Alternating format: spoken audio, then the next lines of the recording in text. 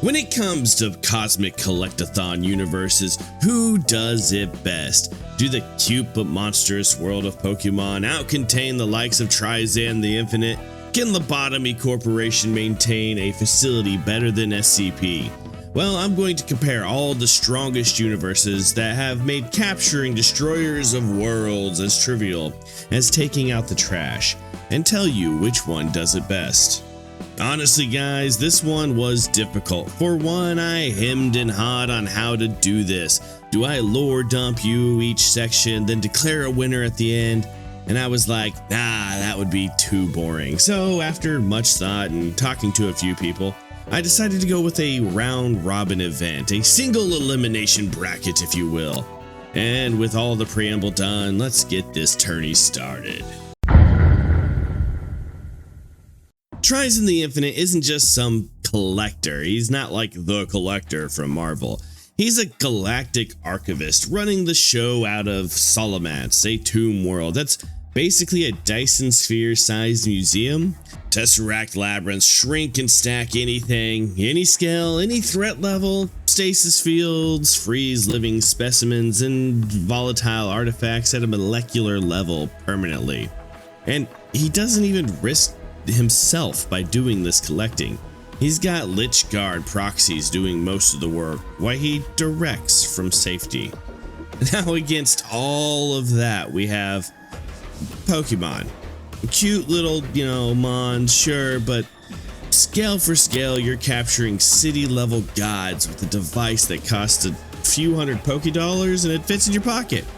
And here's the real problem. Nobody in this franchise can actually hold on to the strongest ones. Every mainline legendary that you catch in the next game is just free roaming again, and we all know that there's only one of each legendary inside of Pokemon, so it's not like there's two ho-hos running around.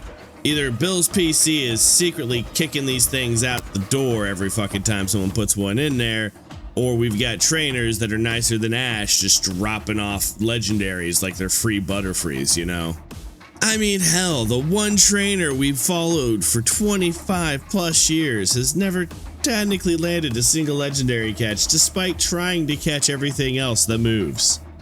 Yes, but once something's in a stasis field, that's it. Game over. And people act like pocket dimensions are a Pokemon thing. No. Trizan's been shrinking full-scale specimens into pocket-sized dioramas millions of years before anyone was chucking balls at a Zapdos. Speaking of balls, that's genuinely Pokemon's whole problem. Warhammer's tech captures anything. No luck required. Pokemon's entire system lives and dies on a percentage-based catch rule. I know it's gameplay mechanic, but still. And you can chuck with all the confidence you want at a legendary and still watch it just slap your hand away.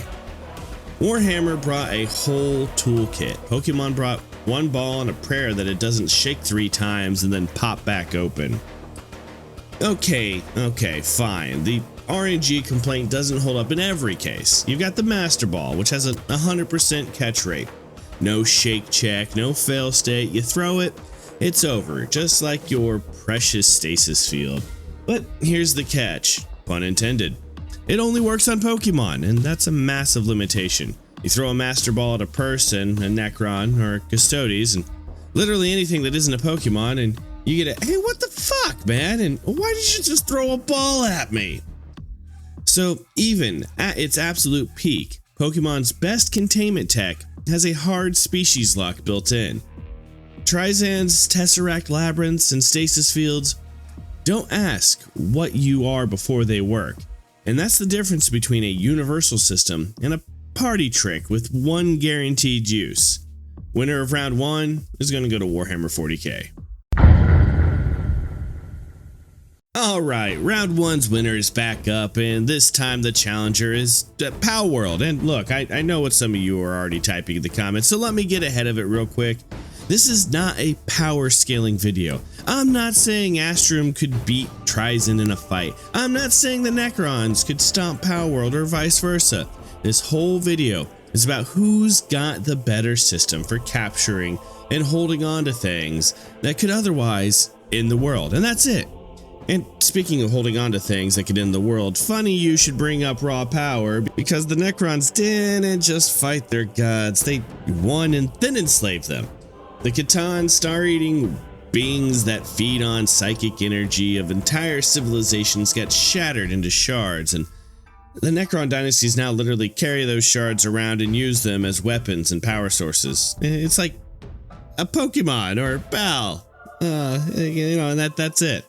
Okay, point made. I'm moving on, guys, all right? Because here's where Palworld actually swings hard. Unlike Pokemon, Palworld's capture tech doesn't care what you are. Pal spheres catch pals, sure, but they also catch humans, aliens, whatever's unlucky enough to be standing there. And it's not passive containment either. It actively brainwashes anything you catch. Whatever you catch gets rewired to serve you. I'll tell you right now that there are plenty of people who are happy this tech don't really exist. Clay would have like a harem of hags in like 10 minutes with pal spheres, guys, trust me. And the ceiling on what this thing can hold is genuinely insane. Astrum is a planet-devouring, black hole-generating entity whose entire species reproduces by eating worlds. The ancient civilization that dealt with it couldn't kill it. They sealed it inside a tree using palladium energy, and even that seal is a temporary fix that's slowly destroying the planet anyway. Alright, me, fair point for a second. Is that actually impressive, or is that a problem? And honestly, it's a problem, guys. Because we sealed the unkillable planet eater in a tree, and it's going to doom us eventually anyway, is not a stable containment system. That's a countdown timer. Compare that to Trizen, who's had like 0 known escapes over 60 million years. But come on, in Palworld, the brainwashing aspect here gives it something, right? Well, it's permanent, there's no expiration date, there's no leash slipping. Once that sphere converts you, that's it. Forever. Full obedience, no rebellion, no wearing off. But here's the actual horror in it. You're not managing their loyalty. That part's locked in. What you're managing, you're treating these guys like they're livestock, guys. You gotta feed them. You gotta keep their sanity meter up with like food and hot springs. Or they get depressed and they slow down. And then you've permanently erased a being's autonomy and reduced whatever apocalyptic potential they've walked in with to the farm animal that you have to top off twice a day. And the only way out is literally to harvest them. Let's face it, Trizen still has an argument here because he has his mind scarabs, but also, guys, that's more of a for his mortal servants and less for his captured assets, so let's not worry too much about those. Alright, let's give Palworld its best possible comeback here because it does have one. The Pal spheres catch anything. Unlike Pokemon, there's no species lock. Human, gods, planet eaters, it doesn't matter. One system, universal application. Palworld's system is genuinely efficient at what it does. Permanent, unbreakable obedience. The instant that sphere connects, no wearing off, no risk of the subject ever regaining free will. That's not nothing, but even at its most effective, it's still an ongoing relationship. You are permanently responsible for a captured being's condition, feeding it, keeping its sanity meter topped off, or it degrades. The control never fails, but the system requires input forever. It's a leash you never have to worry about slipping, but it's still a leash and you've got a lot of responsibility here. Let's face it, you know, you didn't need a dog, you still just got one. A Tesseract Labyrinth requires literally nothing. No food, no sanity meter, no Farmville to run on. You don't manage the contain things condition because there's no condition left to manage. It's just a device for holding and shrinking things. Palworld's achieved permanent obedience with permanent upkeep. Trizen achieved permanent containment with 0 upkeep. One's a very well-run farm and the other's more of a light switch. Warhammer 40k, 2 rounds down and 3 to go. I can't believe this one's still winning. Well, if anything's going to dethrone it, it'd be the SCP Foundation, those who are literally here to secure, contain, and protect, right? I mean, Warhammer's been coasting on one guy with a good toolkit for like 2 rounds. SCP isn't one archivist. It's a global bureaucracy with a purpose-built equipment class for literally every abnormality type. Faraday cages for EM threats, telekill alloy for psionics, scramble gear that edits cognito hazards out of your vision in real time, Scranton reality anchors that pin down baseline reality itself when something tries to warp it.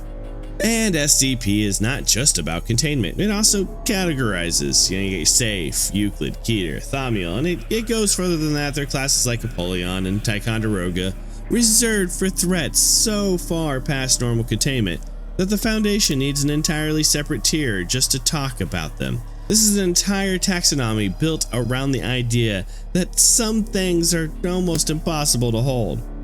Now, purpose-built equipment for every abnormality type is a nice way of saying you've got a different colored band-aid for every wound because none of them actually seal it shut. Compare that toolkit again to the Tesseract Labyrinth, which doesn't care about what kind of threat it's holding. Physical, psychic, reality warping, it shrinks and shelves it the same way every time. It don't matter if it's an army of angry Astartes or a 12-foot tall croc. But if we're going to talk about SCP, then we got to talk about their actual fail-safes. On-site nuclear warheads. Yes, let's say that again. On-site nuclear warheads. The Foundation's containment plan when things go wrong is sometimes just, we blow up the building. And that's not a success story. That's controlled loss with a lot of paperwork built up. Decommissioning protocol exists for exactly this reason. Sometimes SCP's answer to too dangerous to contain isn't a better cage, it's kill it with fire.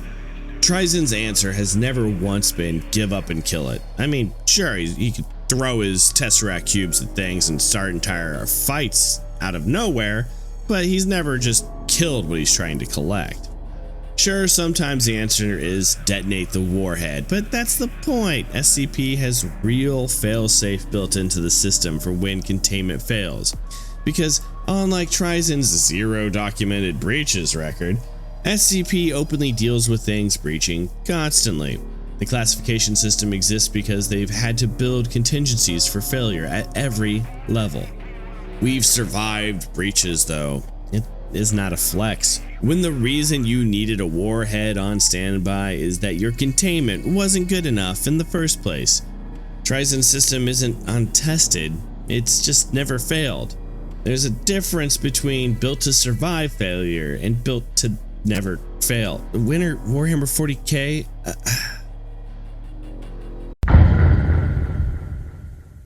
Alright. If anyone's got a chance of beating this, guys, it's Lobotomy Corporation, right? Alright, so okay. Trizen's been dominant for 3 rounds because nothing actually tested him. LobCorp's containment gets tested every single day, sometimes hourly, and it still produces functional ego gear, ecophylium out of the process. And you know, take Flesh Idol. Employee prays for over 90 seconds. It kills and drops the facility counter to 0, causing a mass breach. Okay, that was a bad example. Let's go with Snow Queen. You know, it gives a worker an ice shard, and if the worker who you know, they come back, and if they freeze solid, and you got to send someone in to save them. Shit. Okay, bad example. Yin and Yang might be the clearest proof of how insane the facility's daily operation is. You pick it, and you automatically are forced to take Yang, and if you leave Yang equipped too long, guys, this one's not looking good. After all of this, the facility still runs, and it still runs is doing a lot of work there. Let's be honest about what LobCorp actually is. A facility that breaches constantly, kills its own employees as accepted operating cost, and calls that a success. Trizen's system has a very different completion rate. 0 breaches ever in over 60 million years. And look at what it takes to manage something like Yin and Yang. Separate departments, simultaneous suppression, exploiting a damage type immunity just to keep 2 entities from becoming a worse one. Compare that to a Tesseract Labyrinth, which just shrinks the threat and shelves it, and there's no daily gamble required. Honestly, I think Library would be a better argument here because everything's in a book. It's sort of like a Tesseract, but you still have to fight things inside of it. So, sure, but You know, Trizen's never been stress tested the way LobCorp has. It's easy to have flawless record when nothing's actively trying to break out of your vault every day. And LobCorp isn't failing, it's operating under constant pressure and still producing usable results. It's giving you energy for your city and gear for your units, which, I mean, that's nice. Engineering usable results out of impossible materials is a great way to describe a system that's one bad day from a mass breach, though. And it treats its employees' death as a line item. Trizen doesn't need a body count to make his containment work. He's just that guy. In a universe that is often full of people who could be that guy, at least according to the fan base. Alright, me. Is that actually fair? Yeah, kind of. LobCorp is genuinely one of the most tested, most chaotic containment systems in this entire bracket. And if this were about resilience under pressure, it might actually win. But the bracket's been about who's got the best system, not who survives the worst one. And winner, Warhammer 40k, undefeated. Trizen the Infinite alone takes this tournament. And honestly, I was shocked writing this one, guys. Like, seriously, because Trizen alone, just him, his Tesseracts, and his stasis field, took down every single challenger in the bracket. And I didn't even have to bring up the Imperium of Man and the Dark Cells into the conversation to make it happen. I didn't need them. I didn't need the Catan shards for more than a basic stress test. No matter what any of these other universes brought to the table, one Necron Overlord with the right tech just steamrolled the entire field. So let me know in the comments, am I sleeping on someone's favorite containment system? Did I miss a case that could have actually taken Trizen down, or are you just as shocked as I am that this wasn't even a close fight? Drop your pick below, and if you want more of this kind of universe breakdown, there's a whole SCP to LobCorp classification series I've been running that pairs perfectly with this one, so go check that one out. And no, I'm not going to listen to the argument that with the Q-lift deterrence at max that none of these things are going to escape, because there's some that will still escape even with it at max, so there's that. And like always, guys, be good to each other. We'll see you in the next video. Peace.